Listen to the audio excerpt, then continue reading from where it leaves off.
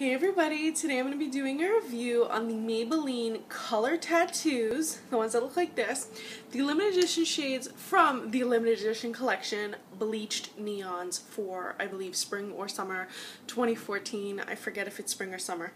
Anyway, these two really are giving me a case of deja vu, and if you followed last year's collections really closely, you know exactly what I'm talking about. First of all, let me show you these shades, and then I'm going to swatch them up, and then I'm going to show you how they compare to last year's shades. So if you already have last year's shades, you may or may not need to get these. And if you missed out on last year's shades, by the way, which was selling on eBay for a ridiculous amount of money, you may be in luck because you can get these shades. Now, I am really late bringing you this review, so they're probably already in drugstores, so I would keep an eye out for them because usually I try to bring you reviews before they're in the drugstore, but I'm a little late this time. So, let's start with number 110, which is Sunwashed Sky. And if you're unfamiliar about the color tattoo formula, it's a creamy eyeshadow formula that dries down to a matte that you can rub around and you're not going to have any transfer to your finger. It kind of becomes like an eye tattoo. It's a little difficult to remove, so I would recommend using an oil-based makeup remover or something that has like the duo where you shake it up and then remove your eye makeup, because these do stay put, but they have a little bit of drying time, and if you apply too much they can get cakey, they can fall into your crease. But if you apply just a thin amount, and they're opaque in just a thin amount, and you let them set before you start, blinking your eye a bunch of times, you're not going to have it settling into the lines of your eyes and your crease of your eye. You're not going to have any of that business.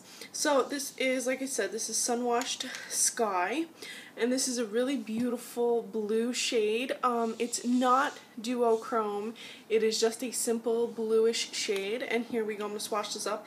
This is one of the sheerer tattoos, but it's more metallic, so it's okay that it's kind of sheer. It's supposed to give you a very reflective look. It's not supposed to be like a creamy color like the other, like the permanent ones. Like, it's not supposed to be like a creamy bright purple or a creamy bright orange. It's supposed to be that silvered blue. It's supposed to represent, I guess, the sky, just a lighter wash of color, but it's not sheer. It's very, oh, I dropped it. It's sheer in the sense that it's not like a cream shade, but it's also opaque in the fact that it's supposed to be like a metallic opaque.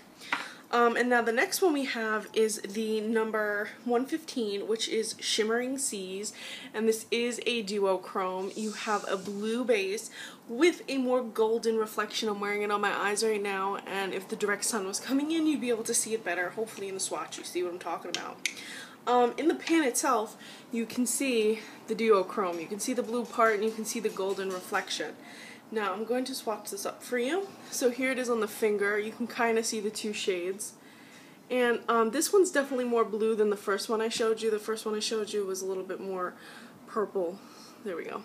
So you can definitely see like the blue in the center, the golden shade. You get the both shades. You really get a duochrome with this shade.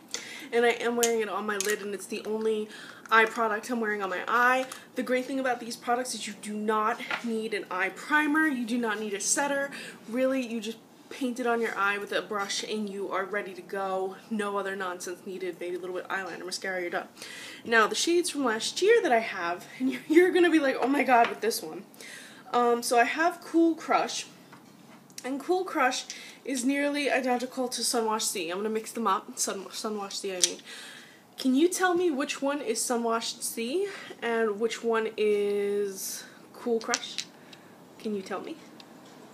I bet you can't, because this is Cool Crush and this is Sunwashed Sea, and they're nearly identical. So if you missed out again last year, you might be in luck this year. So this is the new one and this is the old one. The old one's slightly more blue, whereas this one's slightly more lavender or more purple. And when I swatch them up, they pretty much swatch nearly identical, except for you can see that this one's just a little bit more blue. But on the eye, they're nearly identical. Let me do a thicker swatch for you. Nearly identical.